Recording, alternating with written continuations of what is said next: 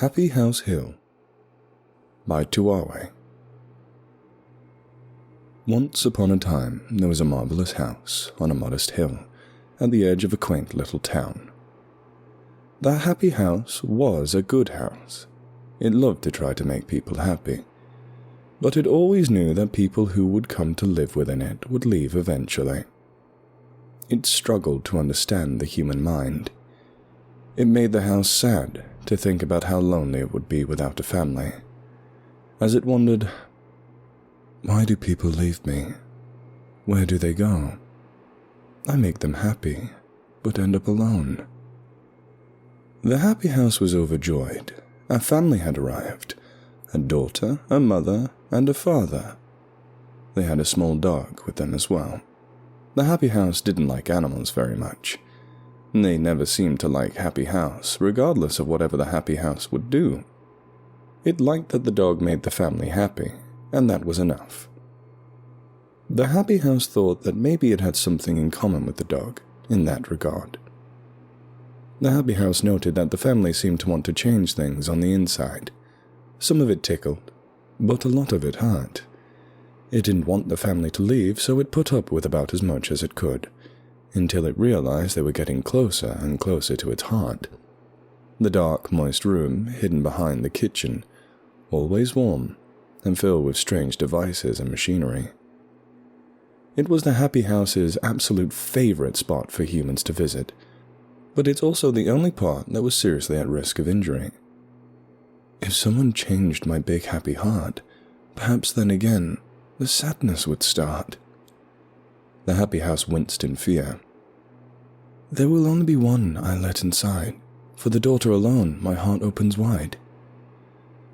Late in the night, as the daughter was sleeping, the Happy House noticed something concerning.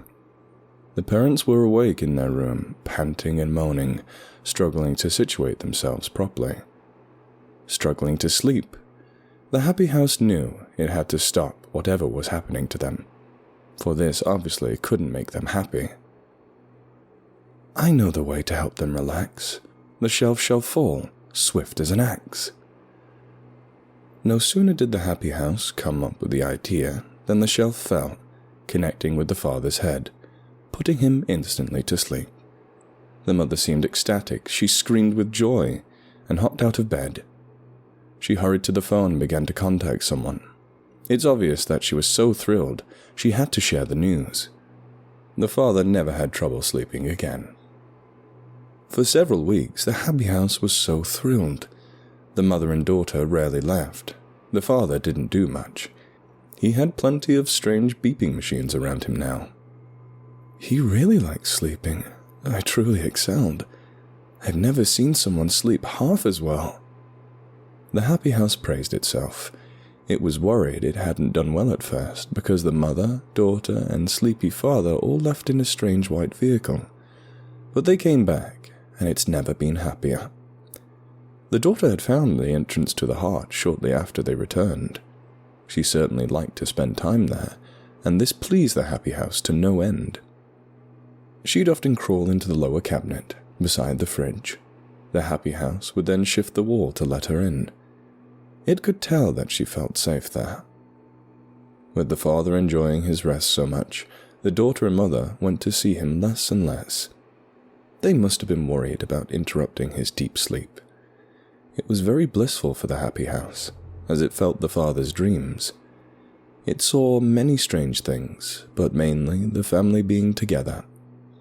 It didn't like that they weren't in the Happy House in these dreams, but it was slowly working to trying to fix that too. Today is a sad day. I feel like I'll cry. The father alone still remains inside.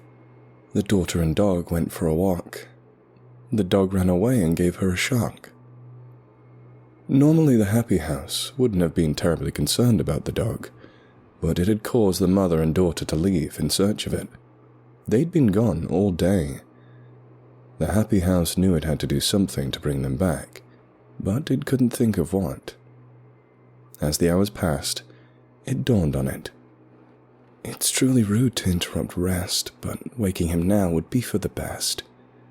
The father rose, confused and weary. He had a strange vacancy in his thoughts. The happy house had never been this connected to a human before. It was truly a delight to know their mind. It bade the father to go outside and look for the place where the dogs come to hide. It didn't take long for the father to find the dog. It grabbed it tightly by the collar. The dog began to bark loudly. The house knew the animal was causing far too much distress for the poor family, so it had to get rid of it. As the father gripped tighter, trying to stifle the dog's barks and whimpers, the happy house saw the mother and daughter running over. The dog slipped free, to the father's surprise, and ran off into the surrounding trees. The daughter was all too happy to greet their father, and hopped into his arms. This is exactly as it should be. The dog's better too, having been freed. Everything seemed to be coming back into place for the happy house. But it noticed the mother hadn't greeted the father yet. Instead, she looked off in the distance to where the dog had run. For some strange reason, the happy house could see something through the father's eyes. Something it couldn't see on its own. The mother was not happy. She was concerned. Time went on and the daughter was happy. The mother seemed happy too, for a while. It was strange, though. Now that the happy house could connect with the father, things seemed different through his eyes. The happy house could tell the father what to feel, so he was usually happy, but for some reason he had strange desires that the happy house couldn't quell. The happy house also noticed through the father's eyes the mother wasn't truly happy. There was something missing. It studied the family for some time, trying to understand the father's thoughts. It slowly began to understand the strange noises that the daughter and mother would make. It seemed they were concerned that the father wouldn't make the same noises anymore. One day, the mother made it clear that she wanted to live elsewhere. She wasn't happy in the house. The memories of the mother and father tossing the night of the father's long sleep came into its mind. What can I do? I've given so much. Maybe she misses the father's old touch. The father began to have a strange sort of excitement. Perhaps she felt the same way. It made the father head to the bedroom, where the mother was packing her things. Grab the mother, she needs your love. If she tries to resist, just give her a shove. The father mindlessly obeyed. He pushed her onto the bed as she yelled and wriggled about. The happy house felt strange. Through its own eyes, it could see that she was happy, screaming in joy. When it looked again through the father's, it felt wrong and disturbing. He pushed her head against the backboard a few times until she settled down. This is the right way, I'm starting to learn. I feel both their hearts, for each other they yearn. The happy house relinquished its hold on the father, hoping simply to spectate. It couldn't help but notice the daughter had quickly run to the cabinet and was entering the heart. She must be so happy that her parents are reuniting. The father stood blankly over the bruised, naked mother on the bed. He was unsure of what to do next without the happy house. How could he know? Suddenly, the mother rolled off the bed and started running down the stairs. She was yelling something to the daughter. She wanted both of them to leave. The daughter was slowly crawling out of the cabinet, heading toward the mother. You can't let them go. Use all of your might. Don't leave me alone. It just isn't right. With the happy house commands once more filling the father's thoughts, he swiftly went to the closet in the hallway, removing an axe. He stormed down the stairs to see the mother facing the kitchen. She reached for the daughter's arm, but the father's axe was too quick. It had been firmly planted in the mother's skull, handle protruding outward as if lodged in a stump. The happy house no longer felt her at all. The daughter screamed, tears running down her face. She turned back to the kitchen and fled to the heart.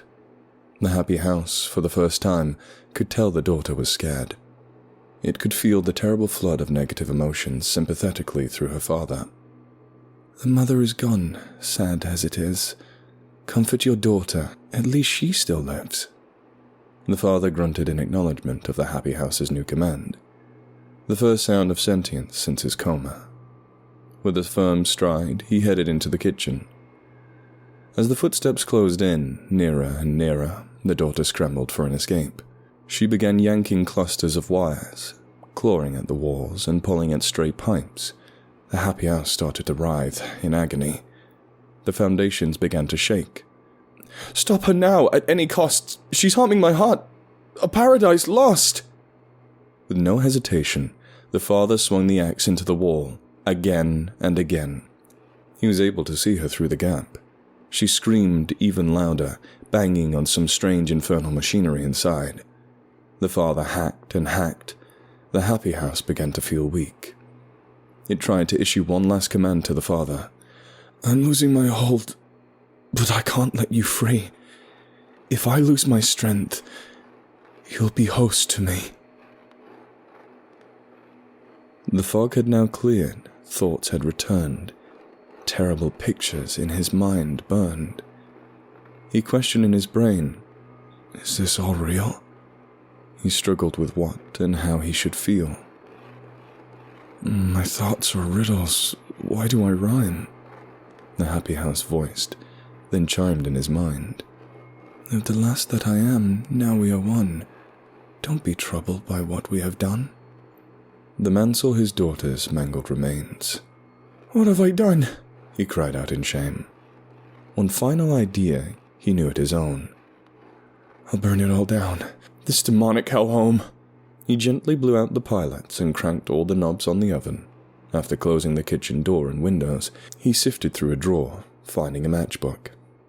The man sat down, no longer a father, no longer a husband. A deranged cadence of protesting thoughts assaulted him as he waited. He could smell the gas building.